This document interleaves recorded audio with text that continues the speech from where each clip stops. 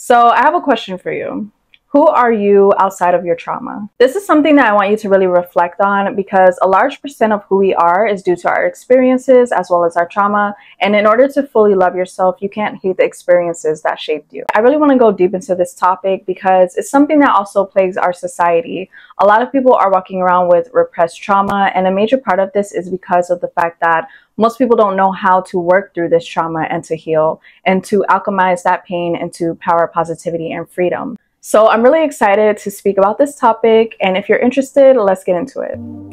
Hi loves, welcome back to my channel and welcome if you are new. My name is Tyla. Thanks so much for joining me today. So today's topic is all about finding who you are outside of your trauma. So I really wanted to speak on this topic today because when it comes to our trauma and just experiences, it really does change who you are as a person. And I noticed that it's usually two extremes. Either it changes you for the best or it changes you for the worst. And to be completely honest, it's really easy to allow those experiences to change you in a negative way, whether it makes you more of a cold person, whether it makes you have a negative view on society, on people, on experiences, things, places, anything. So even just thinking back to my experiences when I was going through certain things and I was stuck in those places where I felt lonely, I felt lost, I felt depressed, and just highly anxious, didn't know what I was going to do next, and I was so stuck in those situations that were going on around me. It was really hard for me to identify who I was outside of those experiences. And something that I've noticed as well when it comes to trauma is that it can tend to take on its own personality within us if we're not aware and we're not conscious enough to not let it run the show. So a major thing that really helped me to overcome that was to identify who I was before all of the trauma.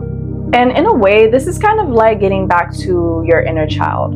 Inner child healing is so important because the thing is, as we grow up, we're very solid in who we are. We know what we like. We know our interests. We are comfortable within ourselves because we haven't had all of those fears put onto us. We haven't experienced as much ridicule yet. We're naive to the world in a sense. So we're just fully and 100% authentically ourselves. So as you grow up and you go through all of these experiences and you have this trauma, it starts to shape you into somebody else, somebody other than who you were before.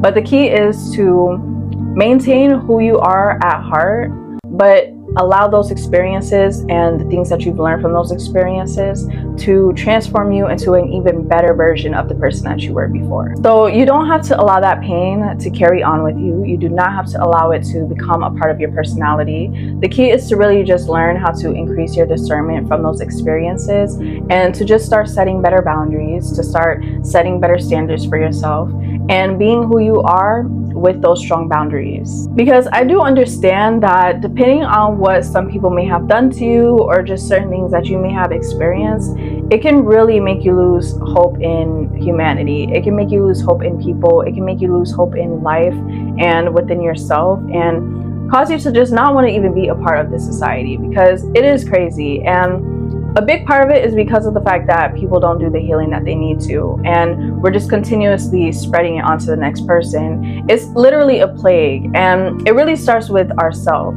If we're not doing the work that we need to heal within ourselves, we're going to continue to pass that on. And the tricky thing about having trauma is that it will trick your mind into thinking that you cannot be happy again or that you can't experience life in a happy, positive, or free way anymore.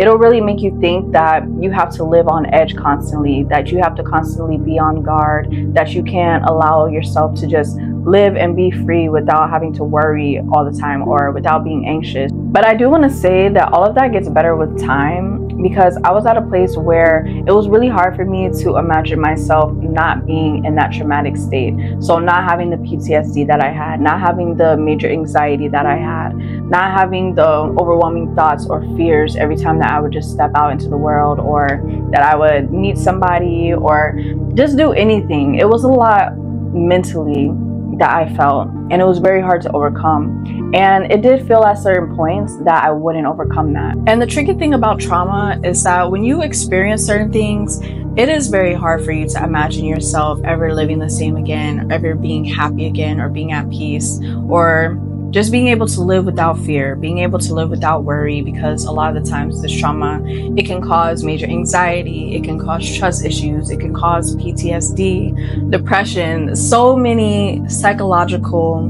disorders and just mental health disorders as well. So it is very hard to move past that, yes, but it's not impossible. It's very much possible. And that's something that I want to let you guys know, because when I was experiencing certain things in my life, I always say this, it was so hard for me to see myself outside of those situations. It was very hard for me to see myself living happily again or ever being at peace with knowing and having experienced the things that I experienced.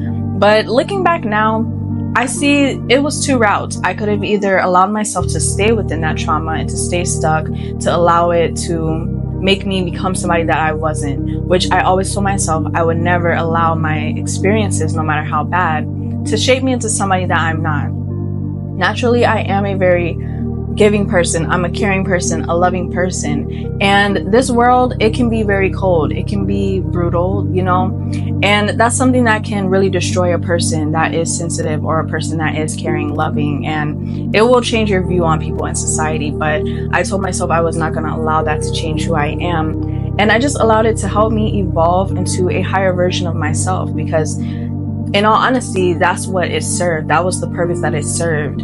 And during those times when I was going through that stuff, I was mad. I was upset. I was confused. I didn't understand. And, you know, I would always ask myself, what would be the reason that I would be going through something like this? Like, what can this possibly be teaching me? What can this possibly be doing for me? I really did not get it at the time.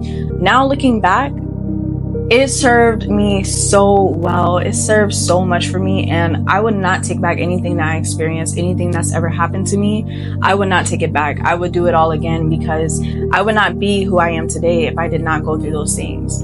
And yes, it is hard. Yes, it's difficult. You know, I was very depressed. I got to a point I did not want to be here. It was just a lot going on, and it can be very overwhelming. But if you take those experiences and you learn from them and you see it from a higher perspective, it can help you become a totally new version of yourself. And that is the whole point here. So it's really important to not get stuck in that trauma and not allow it to make you become somebody that you're not, and to have that strength in those moments to keep pushing and to keep going forward so that you can have that breakthrough.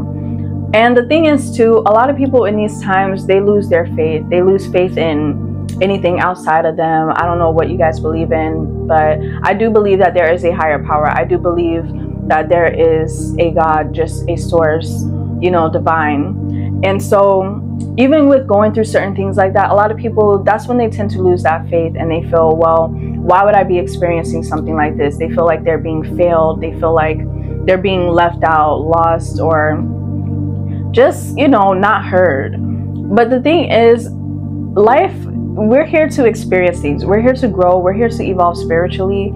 So there's going to be a lot of things that we're going to go through that we're just not going to understand, but it's not for us to understand. It's really for the betterment of us. And ever since I switched my perspective and I started seeing the things that happen to me as it's working for me and for the best of me and not against me, it's not happening to make me a bad person. It's not happening to keep me down. Then I started being able to use those experiences to my advantage, because everything does work out for you, but it's just all in your perspective. And I even do want to add that depending on what it is that you went through, it may be something that millions of other people are going through and experiencing, and you have a powerful testimony that needs to be heard. You can possibly be that difference within the world by sharing your story and helping others, and that could be the purpose as to why you experience certain things.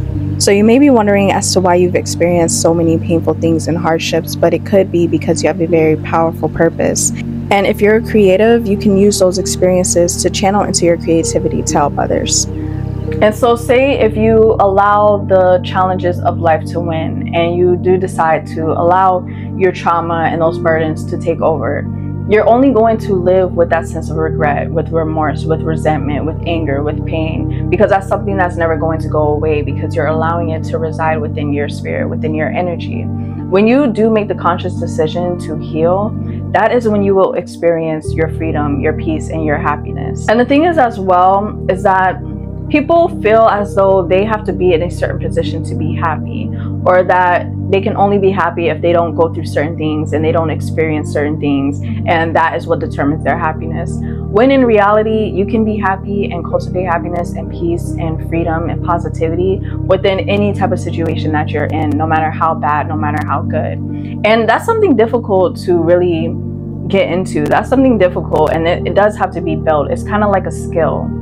And the thing about life too is that things aren't always just going to be good. That's impossible. There's a duality. There's good and there's bad. Even when you feel like you're up and you're good, there's going to come a season where you're going to be down. There's going to come a season where you're not going to be feeling like yourself, or you're just going to be experiencing certain things. It's a constant battle. It's a constant just evolution, and it's really just to aid in your soul's growth. So learning how to cultivate that peace, positivity, and freedom is something that truly is going to help carry you throughout this whole lifetime. Once you know how to be at peace, once you know how to heal and to overcome trauma and to overcome burdens and to overcome things that you experience, life gets a lot easier. You notice that it's very easy for you to cultivate peace no matter your circumstances. It's a lot easier for you to maintain that positive mindset and that optimism when you know how to be in control of your thoughts and your emotions. And each one of us truly does hold the key to our own freedom and liberation.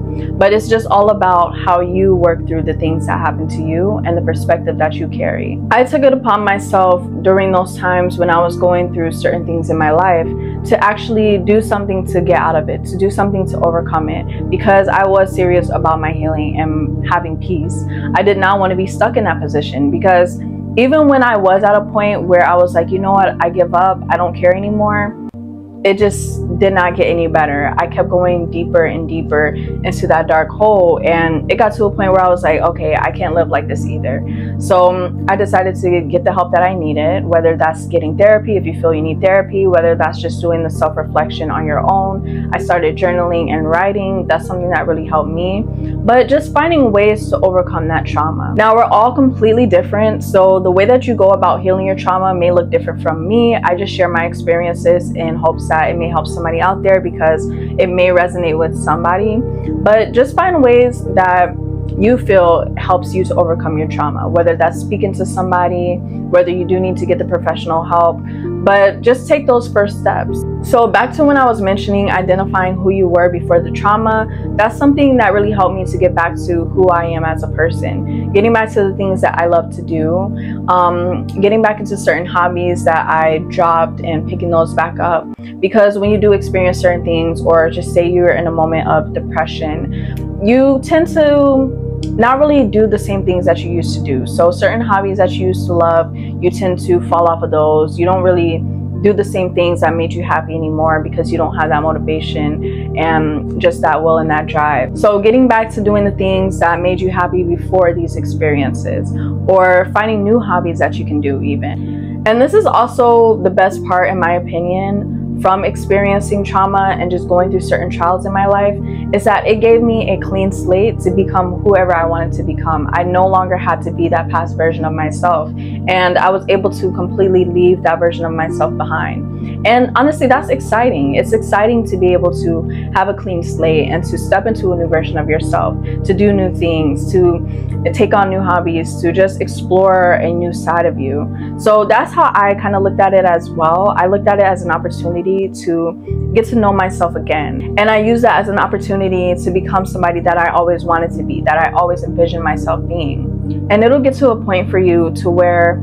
you'll build up your resilience so much and your strength that when things do start to happen to you in your life, you're going to look at it as a challenge. You're not going to be scared. You're not going to be in fear or in lack. You're going to be excited to take on this new journey, to see what this new situation is trying to teach you, to see who you're going to become once you reach the other side of this situation. So I really want to encourage you guys to keep pushing and just imagine the highest version of yourself, the best version of yourself, and what that looks like. And keep that in mind along your journey. But that's it for this video, you guys. I do hope that you guys enjoyed and found it useful. If you did, be sure to give this video a thumbs up and share it with somebody that you feel may find it useful as well. Subscribe so that you can stay tuned for more upcoming topics. And I will see you guys in my next video. Peace and much love.